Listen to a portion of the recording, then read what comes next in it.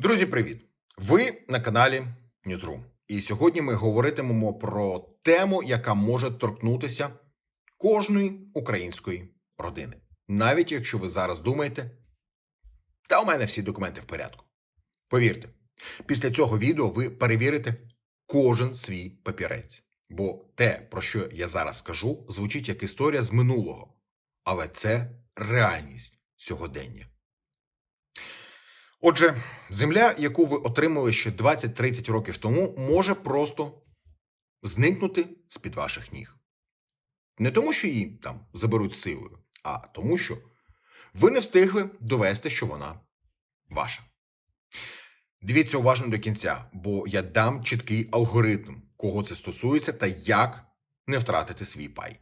І, будь ласка, прямо зараз поставте вподобайку. Це допомагає просувати наше відео серед людей, які теж можуть втратити землю і навіть не здогадуються про це. Також напишіть у коментарях, з якого міста чи країни ви нас дивитесь. Дуже цікаво бачити нашу географію. Отже, поїхали. Чому ця тема знову на порядку денному? Земля в Україні – це не просто гектари, це спадщина, безпека, опора і гроші. І от знову постає запитання. Що буде з тими паями, які колись видали людям у вигляді сертифікатів? Багато хто дотепер вважає, у мене є сертифікат, значить земля моя. Ні. Це не приватизація. Це не право власності. Це як квиток у кіно, яким ви не скористались. Квиток є, місце є. Але якщо ви не зайшли в зал, місце віддадуть іншому. Друзі, я прошу вас, не перемикайте відео. Це не страшилка, це закон. І це стосується, можливо, і вас. Спершу держава дала дедлайн до 1 січня 2025 року. Потім через війну продовжили термін до 1 січня 2028 року. Це означає одне. До початку 2028 року кожен, хто має пай, але не має оформленого права власності, має виконати всі формальності. Не встигли? Тоді юридично це виглядає так, ніби ви відмовилися від землі. І пай перейде у комунальну власність громади. Державі не потрібно ваше розписане пояснення. Система працює автоматично. Немає права власності? Земля без хазяїна відходить громаді. Звучить жорстко. Так, погоджуюся. Але це закон. І тут важливо знати правила гри. До речі, якщо ви ще не підписалися на Newsroom, зробіть це буквально просто зараз. Бо ми постійно розбираємо такі важливі теми простою мовою.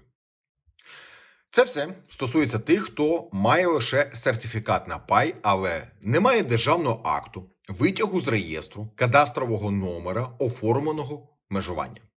У кого пай був записаний на бабусю, дідуся, маму, батька, іншого родича, але спадщина не оформлена. Чия земля здається в оренду, але договір є, а права власності немає. Хто зараз, наприклад, за кордоном і думає, потім займусь. Друзі, потім це найкоротший шлях взагалі втратити землю. Ось найголовніше. Прошу, дуже прошу вас, зверніть на це увагу. Крок перший. Довести, що земля ваша. Знайдіть усе, що у вас є. Сертифікат, старі рішення сільської ради чи районної адміністрації, старі договори оренди, будь-які довідки, кадастровий номер, якщо він був присвоєний. Нічого немає?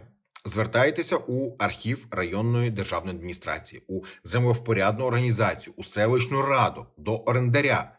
Часто в них копії є. Цей крок важливий, бо без нього, на жаль, ніяк. І, друзі, якщо ви цінуєте такі роз'яснення, можете підтримати канал фінансово. Посилання є під цим і взагалі під кожним нашим відео. Це реально допомагає Newsroom працювати для вас щодня. Наступний крок. Виділити пай на місцевості. Це називається в натурі. Землевпорядники роблять заміри, погоджують межі із сусідами, готують технічну документацію. На виході ви отримуєте кадастровий номер – серце вашої землі. Без нього право власності не зареєструвати. Наступний крок, третій. Оформити право власності. Ідете до держреєстратора, або ж до ЦНАПу, або до нотаріуса. Реєструєте. отримуєте витяг. Все. Це вже ваша земля. Офіційно. Наступний крок. Спадщина. Якщо пай був записаний на померлого родича, відкриваєте спадкову справу у нотаріуса. Отримуєте свідоцтво про спадщину. Оформлюєте право власності так само, як у попередньому кроці. Навіть якщо строки пропущені, є механізм поновлення. Але краще не тягнути. Зараз я пропоную розібрати типові проблеми та як їх все ж таки можна вирішити. Наприклад, у мене оренда. Значить, усе ок? Ні, друзі. Договір оренди – це не право власності. Наступне. Ми сваримо з сусідом за межу. Складаєте акт розбіжностей, кличете комісію, в крайньому разі суд. Не чекаєте. Вирішиться це само. Ні, друзі, воно не вирішиться само. Документи загубилися.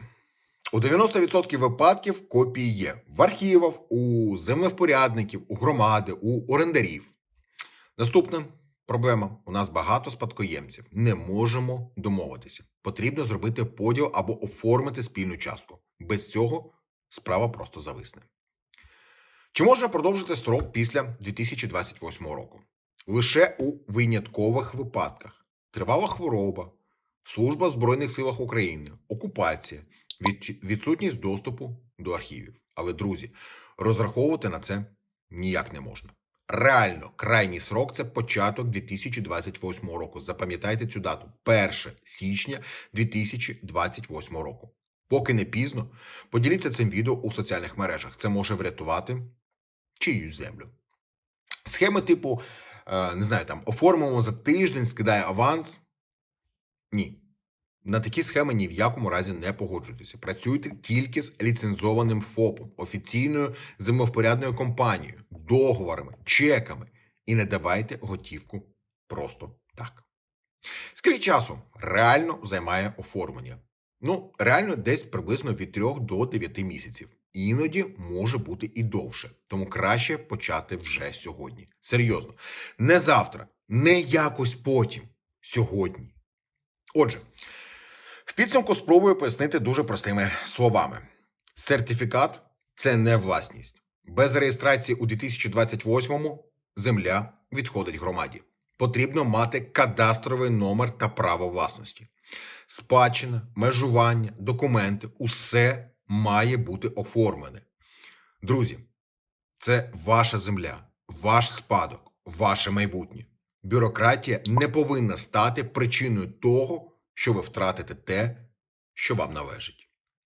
Якщо це відео було корисним, поставте, будь ласка, вподобайку. Підпишіться на Newsroom. Залиште коментар, з якого міста або ж країни ви дивитеся. І якщо маєте можливість, підтримайте канал, будь ласка, фінансово. Це допомагає нам і далі робити контент, який не лише інформує, а й реально захищає, друзі, ваші права. А завершую відео вже за традицією. Фразу, яку приписують легендарному діду Панасу. От така фігня, малятка, любі хлопчики і дівчатка. Хоча, ви знаєте, як я вже неодноразово казав, можливо, він цю фразу ніколи і не казав. Але, як то кажуть, то вже зовсім інша історія. Я щиро дякую всім вам за довіру нашому каналу Newsroom. Не забувайте поставити вподобайку цьому відео, підписатися на наш канал, якщо ще не підписані, і підтримати нас копійчиною, якщо є, звичайно, така можливість. Якщо вам не складно, ми були б дуже вдячні за поширення наших відео у соціальних мережах. І традиційно. Слава Україні! Слава Силам оборони! І пам'ятайте, що принесло вчора. Живіть сьогоденням і вірте в майбутнє своє та України. Нехай щастить, бережіть себе і побачимось тут, на Ньюзрумі.